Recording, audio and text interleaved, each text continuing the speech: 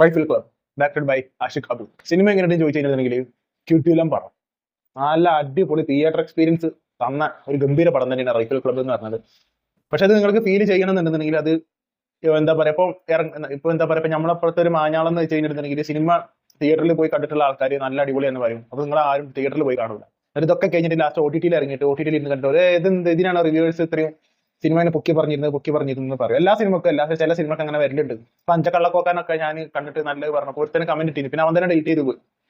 അത് ഞാൻ OTT-ൽ ഇരുന്ന് കണ്ട് എന്ത് പടമാണ്. അപ്പൊ അത് തിയേറ്ററിൽ പോയിരുന്ന് കണ്ട പടം ഇന്ന് അഞ്ചക്കള്ളക്കോക്കാനൊക്കെ. അപ്പൊ അതേപോലത്തെ ഒരു പടമാണ് തിയേറ്ററിൽ പോയിരുന്ന് കണ്ടിട്ടുണ്ടെങ്കിൽ കിട്ടുന്ന എക്സ്പീരിയൻസ് കിട്ടും. അതും ക്രൗഡ് വേണം, മനസ്സിലായില്ല? ക്രൗഡിന്റെ ഇടയിൽ കൈയടിച്ച് പൂരപ്പറമ്പാക്കിയിട്ട് നമുക്ക് ഇരുന്ന് കാണാൻ പറ്റും. കിട്ടില്ല പടം.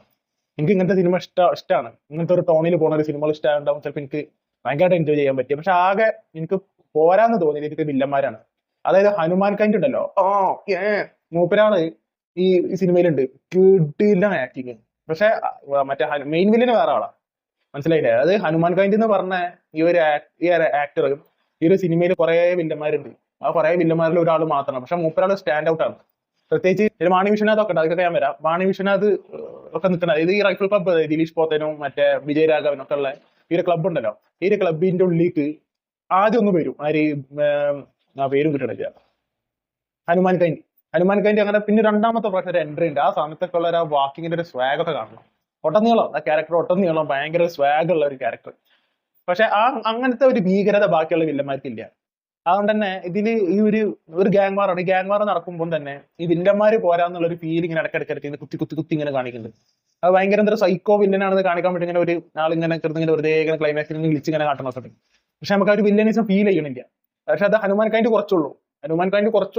ഹനുമാൻ കൈൻഡിന്റെ വില്ലനിസം നമുക്ക് ഫീൽ ചെയ്യുന്നുണ്ട്. പ്രത്യേകിച്ച് വാണി വിശ്വനാഥിന് മുന്നിൽ വന്നിട്ട് ആണുങ്ങൾ ആരും ഇല്ലേ എന്നുള്ള ചോദിക്കണൊക്കെ സമയത്തൊക്കെ ഉള്ള ആ ഒരു ഭീകരത ഉണ്ടല്ലോ, എന്തെങ്കിലുമൊക്കെ ഇപ്പം ചെയ്യും എന്നുള്ളൊരു ഫീൽ. അതായത് വാണി വിശ്വനാഥിനോട് സംസാരിച്ചിട്ട് നമുക്ക് തിരിച്ചു പോവാണ് ആര്, ഹനുമാൻ കൈൻഡ് തിരിച്ചു പോകുന്ന സമയത്തൊക്കെ നമുക്കൊരു ഭീകരത, അത് വെറുതെ എന്തായാലും പോകില്ല എന്നൊക്കെ ഒരു ഫീൽ ഉണ്ട്. പക്ഷെ അതൊന്നും ബാക്കിയുള്ള വില്ലന്മാരിലില്ല. മെയിൻ വില്ലനെ തീരെയില്ല. എനിക്ക് ഇഷ്ടമായില്ല, വില്ലന്മാരെ ഇഷ്ടമായില്ല. പിന്നെ വില്ലന്മാരെ ക്യാരക്ടറൈസേഷൻ എന്ന് പറയുന്ന സമയത്തും ഇത് ഈ എന്താ പറയാ, ഈ മെയിൻ ആൾക്കാരുണ്ടല്ലോ ദിലീഷ് പോത്തനും വിജയ, ഇവിടെ ഇട്ട് തിരിക്കണില്ല. അങ്ങനെ കുറെ ഇട്ടിട്ട്, മനസ്സിലായില്ല?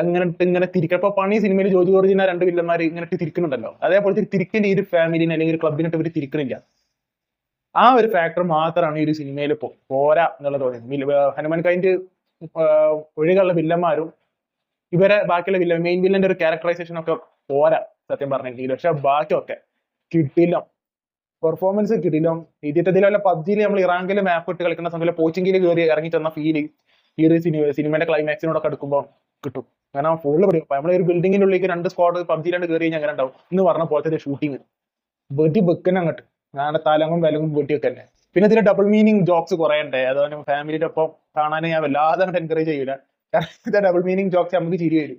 നമുക്ക് ചിരിപ്പോ നമ്മൾ വേറെ അച്ഛന്റെ അമ്മേന്റെ ഒക്കെ കാണുന്ന സമയത്ത് ഇങ്ങനത്തെ സാധനം വരുമ്പോൾ നമ്മൾ ചിരിക്കുമ്പോൾ നമുക്കൊരു ഓക്വേർഡ് ഫീൽ ഉണ്ടാവുമല്ലോ.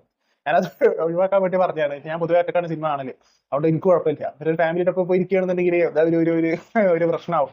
പക്ഷേ പച്ചക്ക് ചോദിക്കുന്നുണ്ട് ഇതില്, റംസാൻ ഉണ്ട് ഇതില്. റംസാനെ പ്രേമിക്കുന്ന ഒരു പെണ്ണുണ്ട്. ആ പെണ്ണിനോട് പച്ചക്ക് ഒരു ഡബിൾ മീനിങ് അല്ല, അത് നേരെ അങ്ങോട്ട് ചോദിക്കുന്നുണ്ട്. പിന്നെ ഡബിൾ മീനിങ് ആയിട്ട് ഇതിൽ കുറെ ജോക്സ് ഉണ്ട്.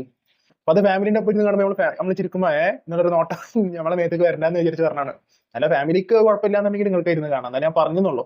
അപ്പൊ ഞാൻ പറഞ്ഞു വന്നത് പിന്നെ ദിലീഷ് പോത്തന് വിജയരാഘവന് ഇവര് രണ്ടാളും ഇത് സ്റ്റാൻഡ് ഔട്ട് ക്യാരക്ടേഴ്സാണ്. അതായത് ദിലീഷ് പോത്തന്റെ എനിക്ക് ഭയങ്കര ഇഷ്ടമുള്ള ഒരു ആക്ടറാണ് ദിലീഷ് പോത്തൻ എന്ന് പറഞ്ഞാൽ. മൂപ്പരാള് ഇതിൽ ചെയ്തിട്ടുള്ള ക്യാരക്ടർ ഒരു കിടിലൻ ക്യാരക്ടർ, ഒരു റോ ക്യാരക്ടർ എന്ന് പറഞ്ഞ പോലെ തന്നെ വിജയരാഘവന് വീൽ ചെയറിലാണ്. പക്ഷെ അത് മതി. ഞാനല്ലോ വിജയരാഘവന്റെ ഓരോ ഡയലോഗിന് തിയേറ്ററിൽ നിന്ന് കിട്ടിയ അപ്രിസിയേഷൻ ചെറുതൊന്നല്ല. അതുപോലെ ഹനുമാൻ കൈൻഡ് അവനക്ക് കിട്ടിയിട്ടുള്ള അപ്രിസിയേഷൻ ചെറുതൊന്നല്ല. മറ്റേത് ദിലീഷ് പോത്തന്, പിന്നെ സുരഭി ഉണ്ട്, വാണി വിശ്വനാഥ് ഉണ്ട്.